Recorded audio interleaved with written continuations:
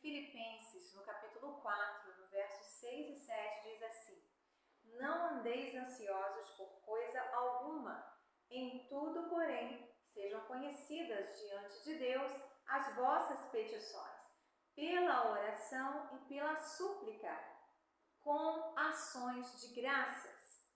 E a paz de Deus, que excede a todo entendimento, guardará o vosso coração e a vossa mente em Cristo Jesus. Oh, palavra poderosa, maravilhosa. Porém, é necessário entendermos essa palavra de uma forma revelada, porque o Evangelho é revelado. Precisamos do Espírito Santo, que Ele nos auxilie nessa obra, porque nós meditamos na palavra, como eu li aqui para você. Eu posso ler todos os dias, você pode ler todos os dias. Nós precisamos chamar o Espírito Santo, continuar meditando nessa palavra, para que Ele nos revele para o nosso coração, para que nós possamos andar nessas verdades espirituais. Então aqui está dando umas instruções para nós, na nova aliança, como devemos orar diante de Deus, como devemos nos apresentar diante de Deus para orar. Então, ele está falando sobre as necessidades, está falando que as necessidades, se nós não tomarmos cuidado, elas nos angustiam, elas nos paralisam, elas nos entristecem. Então, ele está dando uma direção para que nós não andemos ansiosos por coisa alguma, mas que nós apresentemos diante de Deus as nossas orações. Então, é necessário que nós falemos, que nós nos relacionemos com o nosso Pai. Então, na nova aliança, nós somos filhos. Então, o Pai espera que você vá até Ele como filho de Deus. Porque Jesus, Ele nos deu o poder de sermos feitos filhos de Deus. Então, o próprio Jesus nos ensinou como nos relacionar com Deus, como Pai. Então, quando eu vou ao meu Pai, eu coloco diante dele as angústias que eu estou vivendo, as situações que estão me afligindo, seja em qualquer área que seja, em qualquer área que for. Eu coloco diante dele, ele sabe, mas é necessário falar. Porque quando eu falo para alguém que pode resolver a minha situação, verdadeiramente eu me sinto confiante. Então é o que a palavra diz, que se eu colocar para Deus, apresentar para Deus as minhas necessidades com ações de graças, ou seja, quando eu coloco algo na mão de alguém que eu sei que vai resolver, que é completamente capaz de fazer infinitamente mais do que tudo quanto eu possa pedir ou pensar, então a paz de Deus, que excede todo entendimento, ela vai inundar a minha vida, o meu coração e a minha mente. Porque quando eu nasci do Espírito, nasci de Deus, agora eu tenho uma nova mente. É uma mente de Cristo, é a mente de Cristo. Então a minha mente, ela precisa ser transformada. A minha mentalidade precisa ser transformada pela palavra de Cristo, por aquilo que Cristo fez por mim. Eu preciso estar exposta a essa pregação do Evangelho, porque o Evangelho são as boas novas da salvação, as boas novas que Cristo conquistou para nós na cruz do Calvário. Então o Evangelho, ele transforma. Jesus, ele diz para os discípulos: ide, pregai o Evangelho. Jesus não disse: ide, pregai normas, ide, pregai pode, não pode. Jesus disse: ide e pregai o Evangelho. Porque é o Evangelho que transforma, é a bondade de Deus que nos conduz ao arrependimento. Romanos 2,4, é a bondade de Deus que nos conduz ao arrependimento.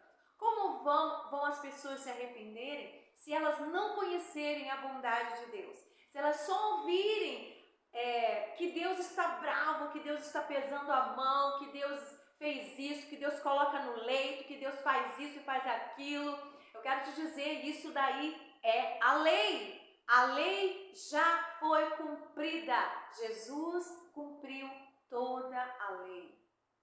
E agora nós estamos na dispensação da graça, do ano aceitável do Senhor. Então é preciso que preguemos o Evangelho. É preciso que você se exponha ao Evangelho. Evangelho, para você entender como que você agora, como filho e filha, vai se relacionar com seu pai.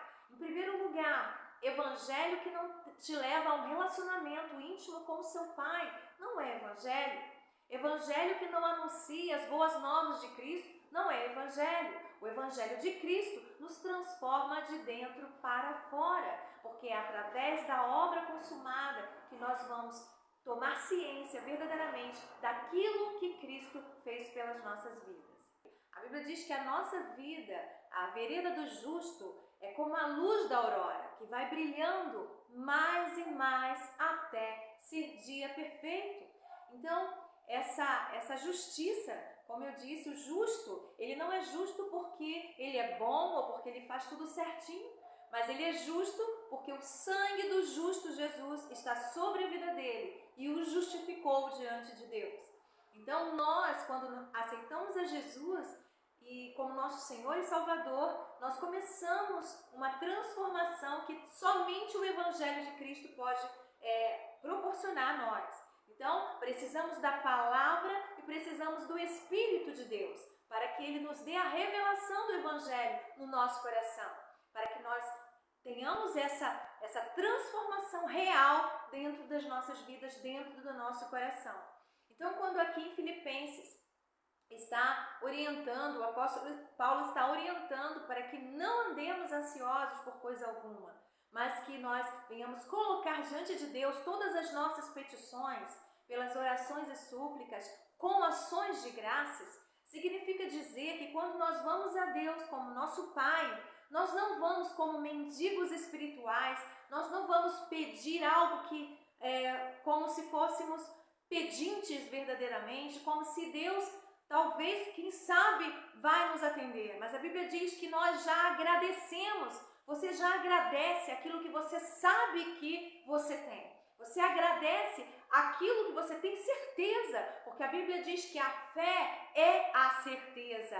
Fé não é uma suposição, mas como eu vou crescer em fé? A Bíblia diz que a fé vem pelo ouvir a pregação. A fé vem pela pregação e pela pregação da palavra de Cristo, que é a palavra que nos salvou, é a palavra que nos redimiu, a palavra que nos deu verdadeiramente vida. Então, quando eu medito nessa verdade espiritual, que é a palavra de Cristo, que é o Evangelho, eu verdadeiramente recebo fé no meu coração.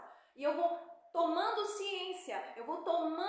ciência, consciência daquilo que é meu. Então, quando eu vou ao meu Pai, eu já vou com essa certeza de que tudo que eu colocar nas mãos dele já está pronto, eu já agradeço, eu comunico ao meu Pai a minha necessidade. Não que ele não saiba, mas eu comunico a ele, porque eu tenho um relacionamento com ele. E quando eu coloco diante dele, eu já agradeço, eu já dou ação de graças, ações de graças a ele, porque ele é poderoso para fazer infinitamente mais do que tudo quanto eu possa pedir ou pensar. Então, esse lugar que eu estou falando agora, que Deus preparou para mim e para você, nós não estamos nele porque merecemos ou porque fazemos algo certo, ou porque temos mérito, merecimento nenhum nós temos. Tanto que é o favor imerecido de Deus que está sobre as nossas vidas. Em Efésios, no capítulo 2, diz que somos salvos pela graça, mediante a fé. E isso não é nosso, é dom de Deus, não de obras, para que ninguém se glorie, Então, Deus está muito interessado que verdadeiramente você baixe a sua guarda, porque não há nada que você possa fazer na face da terra que faça você justo diante de Deus, sem Jesus Cristo. Porque cada um de nós é carecente da glória de Deus, carece verdadeiramente da graça. Então foi pelo favor imerecido de Deus, porque Deus encerrou a todos debaixo da Escritura, debaixo do pecado. A Bíblia diz a Escritura encerrou a todos debaixo do pecado, e todos carecem da glória de Deus. Então nós somos verdadeiramente salvos pela graça, pelo favor imerecido. Então eu preciso conhecer essas verdades, porque são essas verdades que vão transformar a minha vida e que vão me colocar verdadeiramente no lugar onde Cristo deseja que eu esteja, com a mentalidade transformada pela palavra de Cristo, pelo Evangelho, entendendo a obra consumada, entendendo a obra que Jesus fez na cruz do Calvário. Foi uma obra terrível, grandiosa, uma obra que custou a vida de Jesus, custou a vida, levou ele a enfermar naquela cruz, ele foi moído naquele lugar. A Bíblia diz que Deus, ele agradou moer Jesus, porque moendo Jesus seríamos salvos, por moer Jesus nós somos alcançados, porque Jesus obedeceu e foi para a cruz, nós somos salvos, aleluia, pela graça de Deus, o favor imerecido. Por isso é importante nós entendermos essa obra consumada, entendermos para que essa obra consumada de Cristo na cruz do Calvário não seja em vão nas nossas vidas. Ela se torne verdadeiramente algo palpável na nossa vida, que nós possamos apalpar verdadeiramente a graça na nossa vida e venhamos transbordar, a graça venha transbordar nas nossas vidas em nome de Jesus, para que a glória de Deus seja manifesta, para que o nome dele seja glorificado. Tem uma palavra que fala que Jesus ele vai olhar e vai ficar satisfeito com o fruto do seu penoso trabalho. Qual é o fruto do penoso trabalho de Jesus? Se não for nós estarmos sendo transformados de glória em glória por essa palavra, pelo Evangelho, pelo Espírito Santo de Deus, pela palavra gloriosa do Senhor nas nossas vidas. Então, quando nós vamos orar, nós não entramos na presença do nosso Pai, entre aspas, porque Ele já habita em nós, mas quando vamos orar, nós não nos apresentamos como pedintes, nós nos apresentamos como filhos, já sabendo que nosso Pai já preparou todas as coisas, já está tudo feito, está consumado. Tetelestai, está consumado, está pronto. Então, tudo que você possa desejar, tudo que você possa pensar, tudo que você possa necessitar, já está pronto, já está feito. Então, por isso que o apóstolo Paulo disse, olha, não andeis ansiosos por coisa alguma. Muito pelo contrário, vá adiante do seu Pai, vá adiante de Deus e apresente a Ele, já com ações de graças. Significa dizer que o justo, ele não vive pelo que vê, ele vive pela fé. Então, eu já sei que eu tenho, a fé sabe, por isso ela se alegra antes, por isso ela agradece antes, por isso ela glorifica antes, porque ela sabe. Aleluia! Então, a fé, para que ela seja manifesta na nossa vida e ela possa crescer em nós, verdadeiramente precisamos de estar expostos ao Evangelho de Cristo, essa palavra genuína do Evangelho de Cristo que nos transportou do império das trevas para o reino do Filho amado de Deus.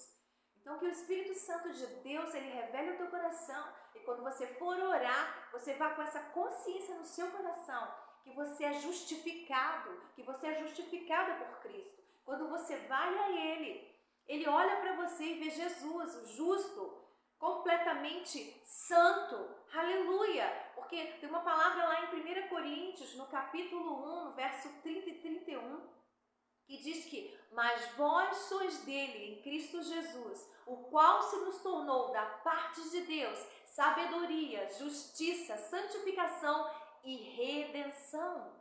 Então, quem se santifica na terra? Qual ser humano pode se santificar? Somente o Espírito pode nos santificar. Então, Ele nos apresentou diante de Deus, santos, inculpáveis, sem mancha.